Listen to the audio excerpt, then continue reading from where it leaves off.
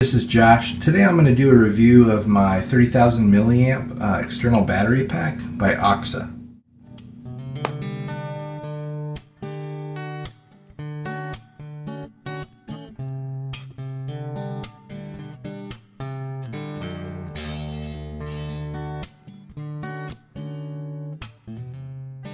So the contents include an AC power adapter and power cord. I got the external battery here. It also comes with a blue velvet-like pouch to carry it in. Has 10 laptop connectors, a laptop power cord. I've got 4 phone connectors here. I've also got the USB power cable that you attach those connectors to. Got some basic user instructions and looks like a complimentary cleaning cloth. This has a capacity of 30,000 milliamps, and it's called the frosted version. The reason is because this black matte texture here, it's got kind of a grippy feel to it. Not too much though, but I mean, if you have it on a flat surface, it does want to grip as opposed to if it was just a solid slick metal. So that's a nice thing about that. Believe it or not, it is actually pretty portable. It's about 7.5 inches long by 4 3/4 inches wide, and just over a 1/2 inch thick. So it's really not as big as I thought it was going to be, which is a good thing. All the way along the outside, you've got a silver aluminum-like material. So it just goes really nice with the black, I think. It's just a very modern-looking design. On the back of this battery pack, you can see that it has the specs on it. You've got a 19 volt 3.5 amp input where you would charge this device, and then it has 2 outputs. It's got a 5.1 2 volt USB output, and it's also got a 19 volt 3.5 amp output, and of course it is rated at 30,000 milliamps. On the front and the top right, you've got your power and show button. When you press this once, it lights up here with the LED battery indicator.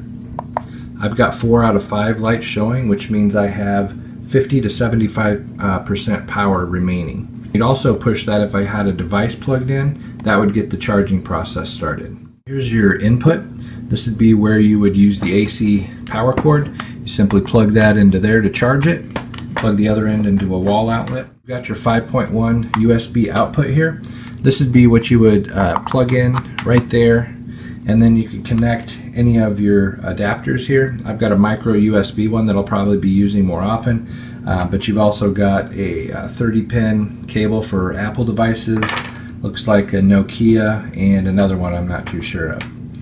Now I can also use this DC 19 volt outlet with the laptop cord right here. I'm going to go ahead and plug one end in there, and I can then choose to use one of these 10 laptop connectors to fit whatever laptop that I have. There is a guide to these on the online product manual. You just go to their website, search for your product, and then you can download the PDF. It's a lot more intricate than the directions that come with it.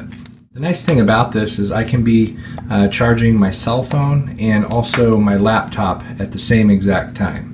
One thing I was going to point out here is this is a pretty short cable for a laptop cable. So I'm going to go ahead and plug in my laptop connector there. But anyways, it's about 8 inches or so. So wherever you charge your laptop, it's going to have to be pretty close proximity. Now, rather than get confused with that manual that comes with it, just go to their website, scroll down their main page, find the product.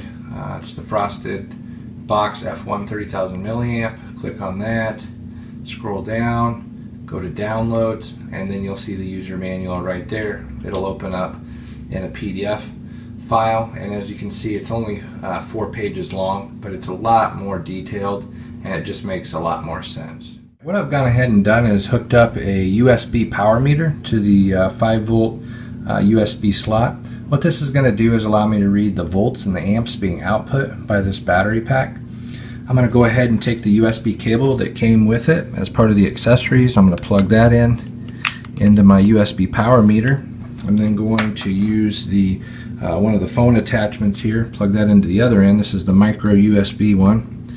Alright, and then I'm going to plug the other end into my Kindle Fire here. There we go. Alright, I'm going to hit the power button, As you can see, I'm getting a voltage. I'm going to go ahead and zoom in a little bit. I'm getting a voltage of 5.03 volts. That's very good. We're just looking for something around 5. And I'm going to switch it to amps and see what we're getting as an amperage reading. Right now it's putting out 1.16 amps, which is just fine. It will cycle and change through the amperage just depending on the charging rate of my Kindle. This review was done by Josh. I did receive a product sample for test and evaluation, and I did promise to report a fair and honest review.